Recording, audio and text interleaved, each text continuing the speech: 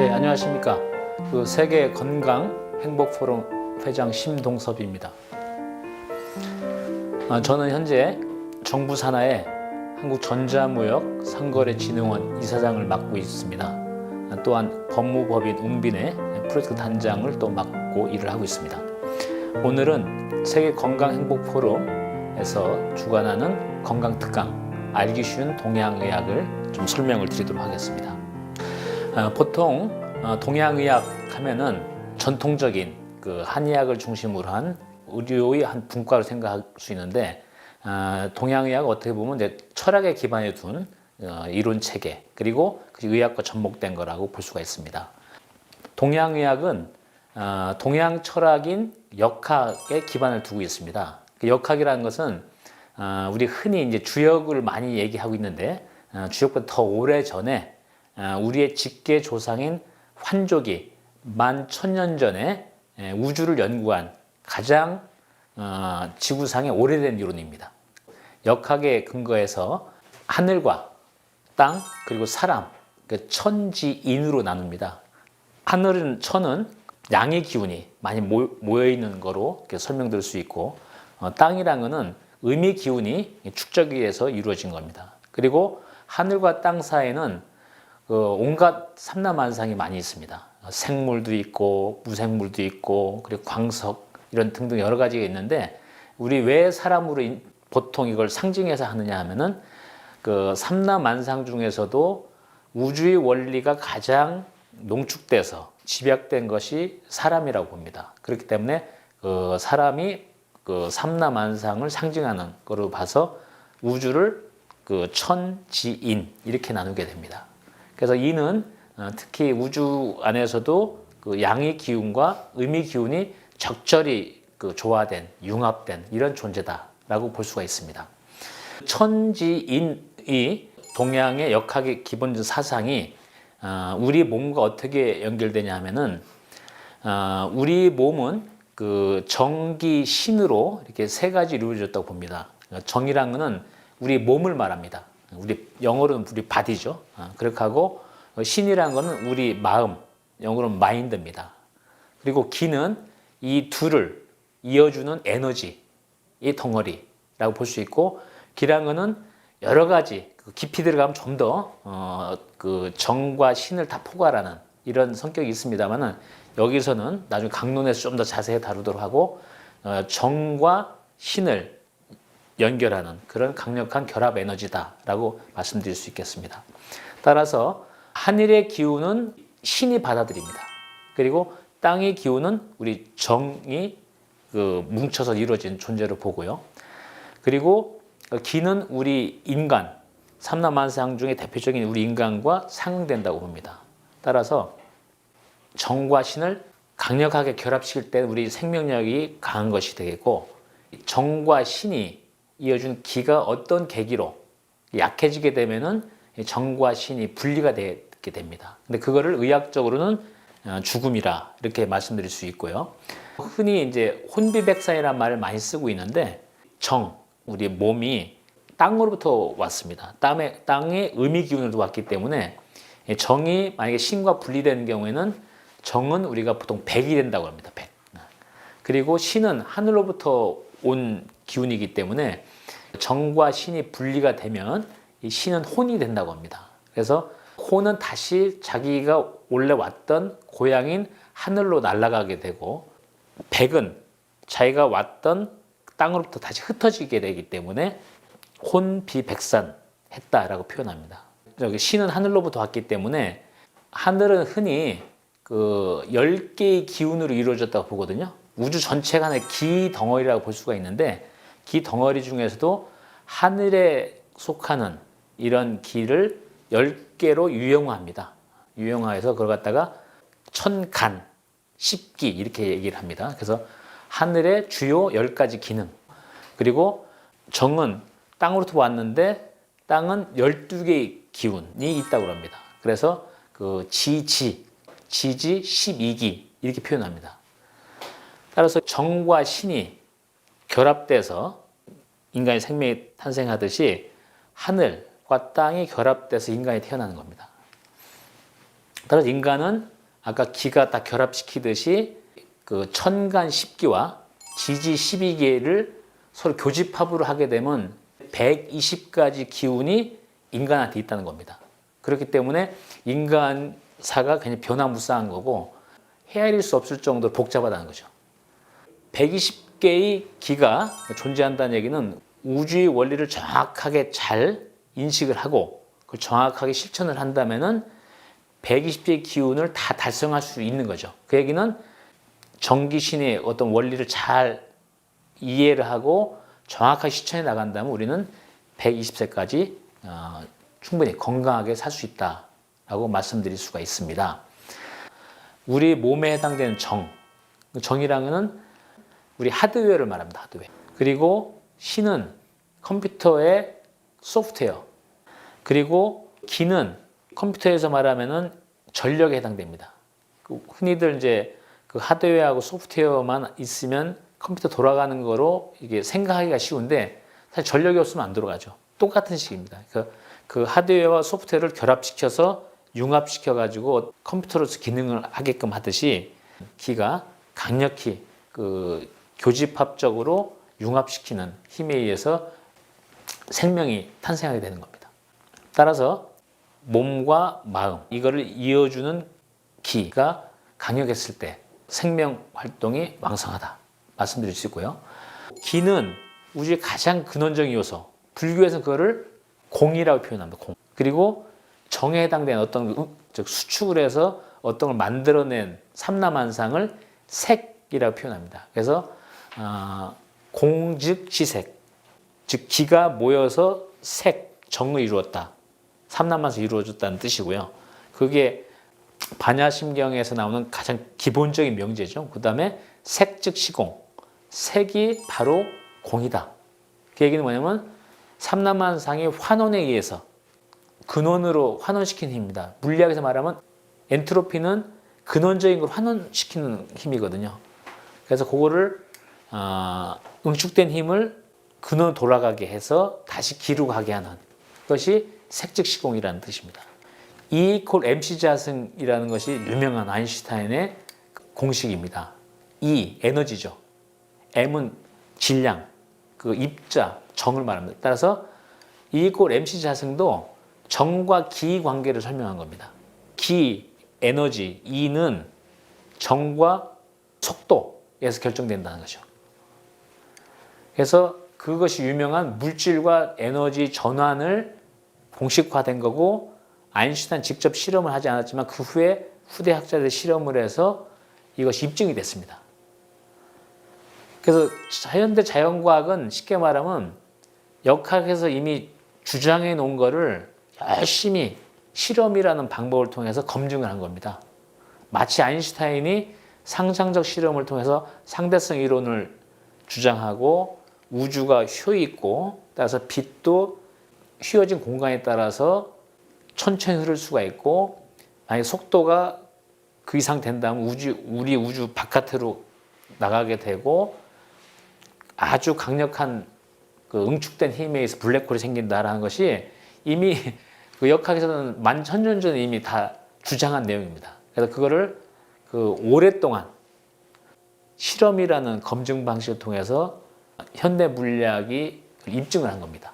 따라서 역학과 자연과학은 아주 일치되는 이론책입니다. 신이 세계에 들어가서 보면은 신은 우리 이성과 영성을 관장합니다.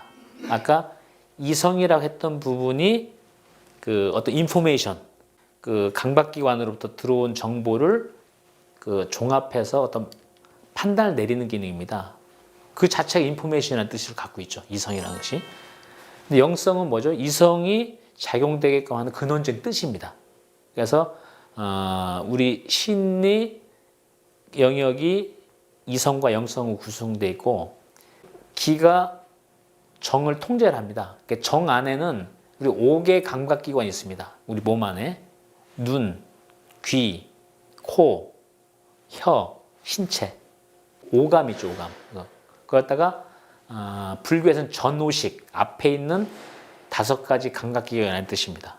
그래서 그거는 정은 옥의 감각기관을 의미하게 되고요.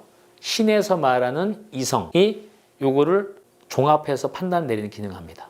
그러니까 정과 신의 관계를 말씀드리는 겁니다.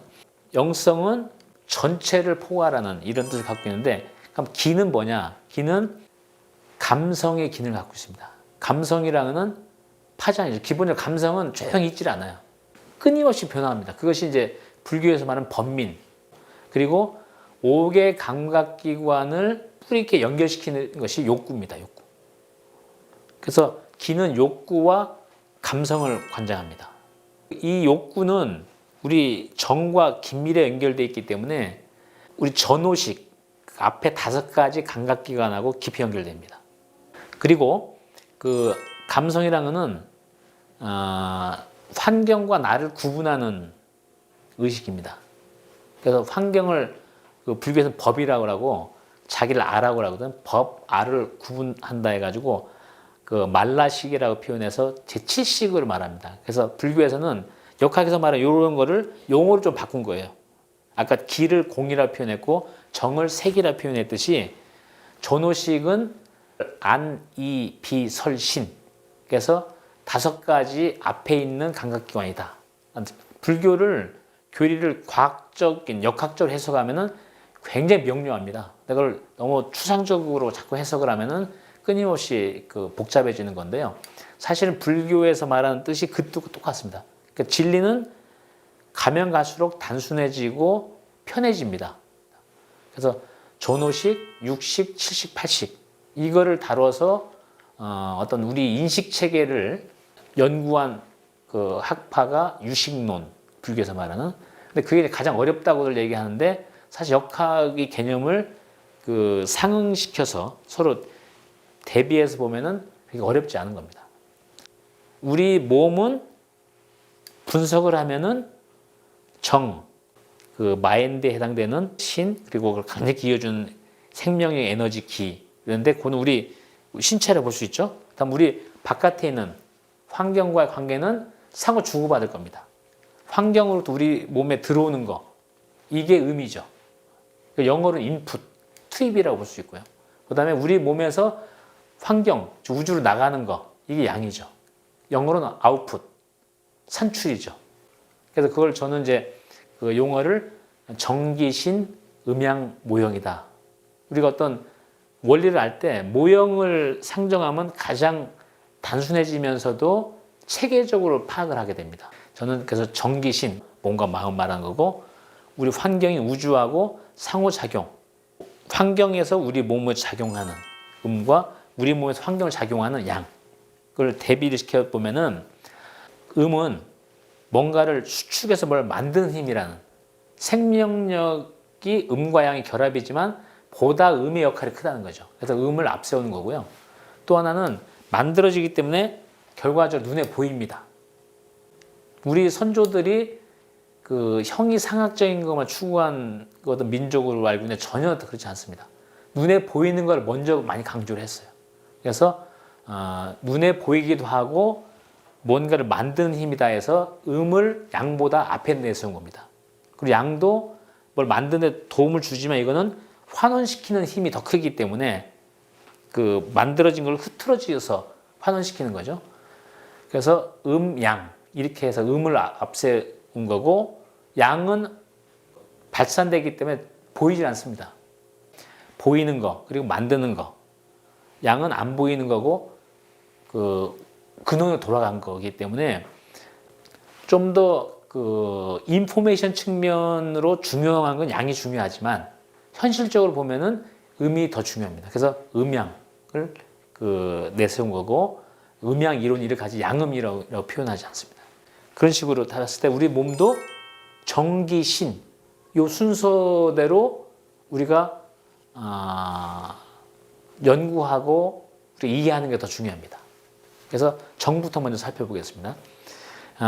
정과 관련돼서 우리 환경에서 우리 몸에 넣는 영향을 주는 것은 물과 음식입니다. 뭐 다른 것도 물론 있지만 개념적으로 보면 물과 음식이 우리 정을 이루는 가장 큰 기운이고요. 물은 생명의 근원이라고 합니다. 우리가 태어날 때 양수 속에서 태어나거든요. 물 속에 태어납니다. 물을 떠나서는 우리가 생명이 유지가 되지 않죠. 그리고 개인적으로 봤을 때 태어난 지 얼마 안 된 아기 때는 우리 몸의 90%가 물입니다. 그리고 성년일 때는 70%, 노년일 때는 50%가 물이거든요. 즉 우리의 노화 과정은 한마디로 표현하라면 물이 주는 역사다라고 말씀해 주실 수 있습니다. 그 음식도 굉장히 중요하죠. 음식은 균형식을 해야 됩니다. 더 중요한 거는 우리 몸에 들어오는 그 식사량과 에너지를 써서 발산한 양이 균형이 이루어져야 됩니다. 음식을 많이 먹는데 활동을 전혀 안 한다.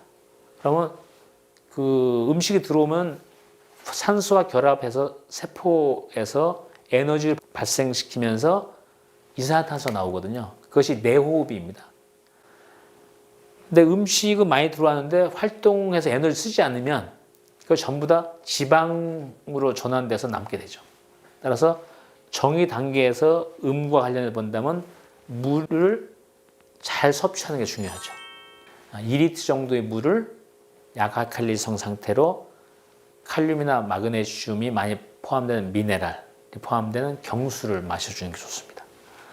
그리고 음식은 육식과 채식 사이에 균형을 이루면서 우리가 쓰는 에너지에 해당되는 만큼 많이 들어와야죠.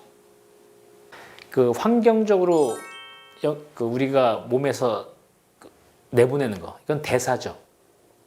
그래서 물의 기운은 우리 소변 형태로 나가야 합니다. 근데 음식의 나머지 찌꺼기 같은 경우는 대변으로 나가게 되죠. 그 다음에 우리 피부로 호흡도 하고요. 그 다음에 우리 사정 활동을 통해서 종양을 분산시키기도 하고요. 이런 식이 다 대사입니다. 이 대사가 또 잘 돼야죠. 들어오기만 들어오는데 대사가 안 된다. 대사 증후군에 걸리게 됩니다. 그래서 이런 거는 오늘 총론 시간이기 때문에 나중에 강론 시간에서 좀 더 자세히 다루도록 하겠습니다. 그래서 정리 단계는 뭐냐면 물과 음식이 균형 있게 잘 들어오는 게 중요하다. 그리고 가장 이상적인 상태로 들어오는 게 중요하죠.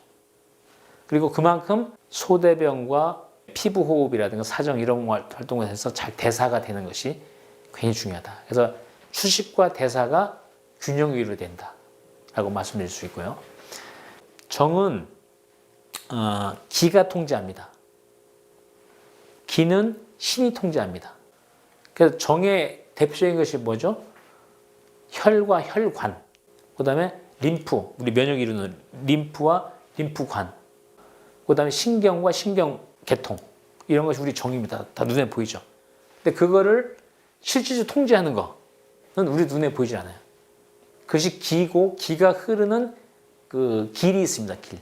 그걸 기맥이라고, 우리 전신에 퍼져 있기 때문에 기맥이라고 하는데, 기만 잘 운행이 된다면 정은 굉장히 순환이 잘 되고 건강할 수밖에 없죠. 근데 그것이 안 된다면은 정이 기를 통제하지 않기 때문에 아무리 혈액순환이 잘 되고 림프 운행이 돼도 기순환이 잘 되지 못해요.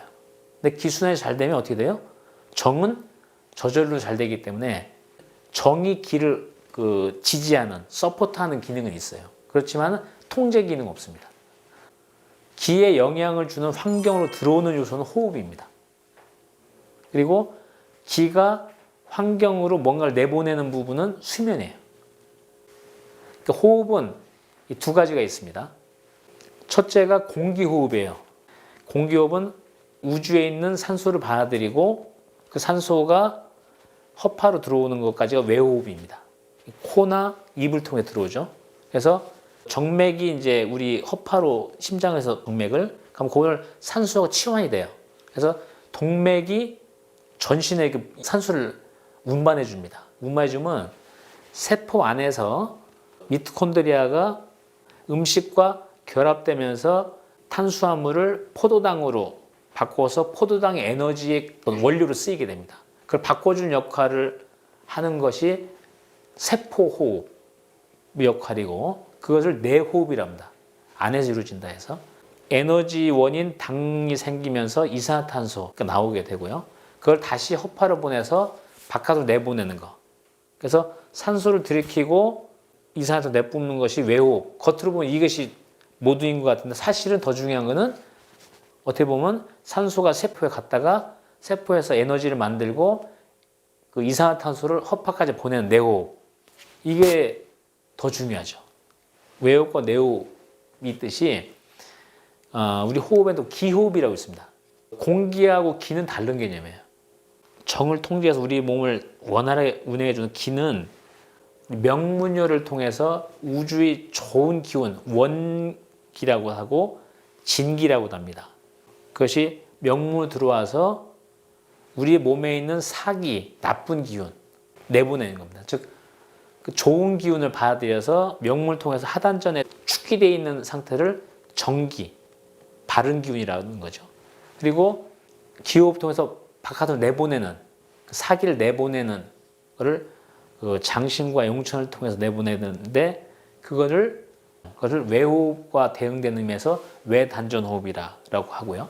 그리고 우리 몸에서 순환하면서 전기를 채워주고 사기를 내보내기 전까지 운행시키는 과정, 그거를 내단전호흡이라고 합니다. 그래서 기호흡은 외단전호흡과 외단전호흡. 그러니까 단전이라는 건 나중에 강론에서 다루겠습니다. 기가 많이 몰려 있는 곳을 말합니다. 그 수면은 우리 몸에 여러 가지 정이 갖고 있는 노폐물을 바깥 내보내기 위한 그런 원활한 기능이라든가 정신적인 것까지 포함한 리스타트 해주는 그런 기능을 수행한다고 봅니다. 그래서 수면은 조도, 온도, 습도를 적절하게 잘 갖춰서 수면을 충분히 취하게 된다면 기의 균형이 이루어진다라고 볼 수 있고요. 신의 경우에는 선의입니다. 좋은 생각을 가져야 됩니다. 우리 살다 보면 엄청난 스트레스 많이 받잖아요. 좋은 생각은 뭐예요? 악의와 반대되는 거죠. 나쁜 생각은 주로 어디서 나오냐면 욕구에서 많이 출발합니다. 선의를 통해서 악의를 기본적으로 대체를 시켜야 돼요. 선의를 통해서 기본적인 스트레스를 관리를 해줘야 됩니다. 그렇지만 스트레스 안 들어올 수는 없죠. 들어온 스트레스는 명상을 통해서 다 잘 내보내야 됩니다. 따라서 이렇게 정기, 신, 몸과 마음과 그 에너지 각 세 단계별로 균형을 이루는 것이 건강을 이루는 가장 지름길입니다. 이거는 그래서 어느 음식을 많이 먹어라, 어떤 걸 해라, 어떤 행동을 해라 이런 것이 중요한 게 아니고요. 우리의 몸을 이루는 정기신의 기본 원리 그냥 이해하시면 됩니다. 우리 그렇게 구성되어 있구나. 그리고 그 각각의 환경으로 우리 몸에 들어오는 거, 우리 몸에서 환경 나가는 부분의 사이의 균형. 우리는 정기신 음양 모형을 제대로 해줬을 때 아주 건강을 유지할 수 있다라고 말씀드릴 수 있고요. 정기신의 관계에서 한번 또 추가적으로 말씀드릴 거는 정은 아까 기가 통제한다고 그랬죠. 그럼 기는 누가 통제하죠? 당연히 신이 통제합니다. 기본적으로 우리 의식이 통제합니다. 우리 이성적으로 각 감각기관에 들어온 거를 종합해서 판단을 내리듯이 그 의식이 평상시 기를 통제합니다. 그렇기 때문에 우리가 기를 돌릴 때는 의식으로 돌리는 거예요. 뭐 외부의 힘이 아니에요. 우리 내부 갖고 있는 의식에 의해서 기를 돌리면 저절로 돌아가게 됩니다. 마치 공기호흡 우리가 특별히 노력하지 않아도 공기호흡이 되듯이 기호흡도 공기호흡 하듯이 편하게 하셔야 됩니다. 그리고 신이 기를 통제하는 겁니다. 물론 정이 기를 지지하고 기가 신을 옹위하는 면이 있어요. 그러니까 이 기라는 덩어리 안에 정보가 그 안에 함축되어 있습니다. 같이 들어가 있는 개념인데 이 기가 에너지이기 때문에 파장적 요소가 강하다고 그랬잖아요. 그래서 감성에 휘둘려 가지고 파장이 너무 세지면 번민이 너무 커지는 거예요. 그러면은 신이 통제를 받지 않습니다. 따라서 아주 감성적인 행동 결과를 이루어지게 됩니다. 그러니까 그거를 억누르는 힘, 그게 영성이죠, 영성. 이성은 그냥 사실 판단만 하는 겁니다. 칸트가 말한 사실 판단에 해당될 수 있고 영성은 가치 판단에서 영성이 기 흐름을 파장적 큰 진폭을 완화시키는 겁니다. 아주 평평하게 된 거, 그게 이제 불교에서 말하는 반열이죠, 반열. 파장이 큰 거를 번민이라고 하고 그 번민을 없애서 열반에 드는 것이 해탈이잖아요. 그거는 뭐냐면 영성이 발전됨으로써 파장이 일정한 관리할 수 있는 범위 내에서 결국 이성적 의식에 의해서 기가 순환이 되게 되는 겁니다. 이제 그것이 이제 서로 결합되지 않으면은 기의 흐름이 너무 커져서 이성적인 통제를 받지 않게 되는 이런 현상이 발생되게 됩니다. 결론적으로 말씀드리면 우리 몸은 정기, 신으로 이루어져 있다. 각 요소별 환경 들어오는 요소, 음이죠. 우리 몸에서 환경 나가는 요소, 양 사이에 정에 해당되는 것은 수식, 대사가 균형을 이루고, 기에 해당되는 것은 호흡과 수면이 균형을 이루고, 신의 영역에 속하는 선의와 명상이 균형을 이룬다면은 건강의 원리를 잘 이해하고 있기 때문에 이걸 실천을 잘 하신다면은 아주 건강하게 우리 천수인 120세까지 살 수 있다라고 말씀드릴 수 있고요. 천간 10기, 지지 12기에서 교집합적으로 해서 120세가 인간 천수다 말씀드렸고요. 불교에서도 인정하고 기독교에서도 성경에 보면 나옵니다. 120세라고. 그리고 현재 자연과학에서 유전자를 깊이 있게 연구해 본 결과 인간의 수명은 120세라고 나와 있습니다. 120세와 관련해서 지나친 걱정을 많이 하는 분들이 있었습니다. 그래서 그때 됐을 때 우리 그 어떤 복지 개념, 노인층이 너무 많아져 가지고 환경 오염 문제, 그다음에 정신적인 측면, 고령화 사회가 지나치게 됐을 때 우려, 각종 그 사회복지 제도라든가 이런 거를 너무나 크게 우려하는 경우가 많았는데 그건 마치 에베레스트 산을 누구나 올라서 에베레스트 산 정상이 엄청난 환경 오염에 빠질까 봐 걱정하는 거와 똑같습니다. 거의 기우에 가깝습니다. 왜냐면은 과학적으로 발명해가지고 특정 장기를 대체한다고 120세 사는 게 아닙니다. 정기신 음양의 원리를 정확히 이해하고 끊임없이 실천하지 않으면은 달성할 수 없는 아주 어려운 단계거든요. 그걸 마치 과학이 발전하면 이런 노력은 하나도 안 하고 원리도 이해하지 않으면서 매일 실천도 안 하면서 장기만 갈아 끼면 120세 사는 거로 착각을 하는 겁니다. 그런 프로그램 제가 본 적이 있는데 그거는 굉장히 이걸 호도하고 있는 거다.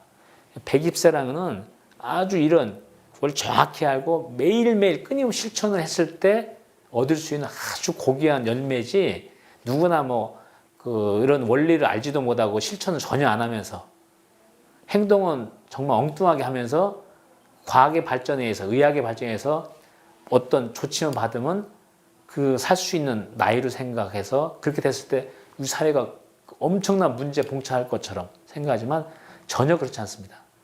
조금이라도 몸에 이상이 있거나 원리를 정확히 아는 상태에서 실천하지 않는다면 절대 달성할 수 없는 숫자가 120세라고 마지막으로 말씀드리면서 우리 각자가 이런 거를 실천했을 때 우리 직계조선의 환족이 우주의 원리를 정확히 알고 실천해서 인생의 과정은 120세가 건강하게 살면서 가치 있는 삶, 행복한 삶, 그걸 달성할 수 있는 상태가 되기를 바라고 우리 정기신 음양 모형을 정확히 인식하시고 잘 실천하셔서 우리 천수를 다 하시고 그 과정에서 가치 있는 일을 많이 하셔서 행복한 인생이 되시길 바라겠습니다. 이상으로